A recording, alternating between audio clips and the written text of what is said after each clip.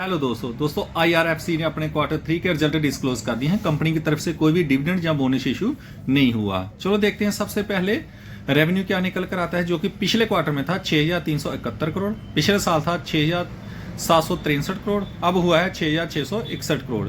Year on year basis पर देखा जाए तो वहां पर हल्की सी गिरावट है, लगभग 1 से 1.5% की।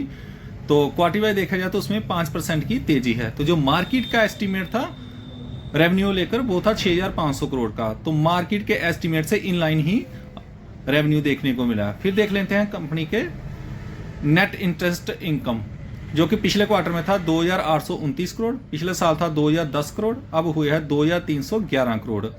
तो नेट इंटरेस्ट इनकम भी ईयर ऑन ईयर बेसिस पर लगभग 15% बढ़ी है और क्वार्टरली बेसिस पर भी बढ़ी है। फिर देख लेते हैं एक्सपेंस, जो कि पिछले क्वार्टर में था 4,594 करोड़, पिछले साल था 5,135 करोड़, अब हुआ है 4,917 करोड़। जहां पर एक देखने वाली बात है, रेवेन्यू 1% गिरा था, लेकिन एक्सपेंस भी लगभग 3 से 4% गिरे हैं, जो एक प्लस पॉइंट है। फिर देख लेते हैं नेट प्रॉफिट, जो कि पिछले क्वार्टर में था 1,776 करोड़, पिछले साल था 1,630 करोड़, अब हुआ है 1,802 करोड़।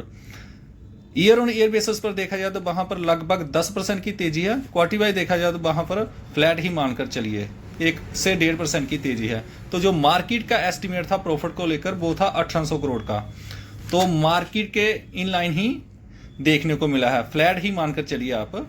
तो फाइनली देख लेते हैं EPS, जो कि पिछले क्वार्टर में था 1.36, पिछले साल था 1.25, अब हुआ है 1.38। आई होप आपको वीडियो इन्फॉर्मेटिव लगी है, तो इस चैनल को लाइक और सब्सक्राइब जरूर कर लें। Thank you.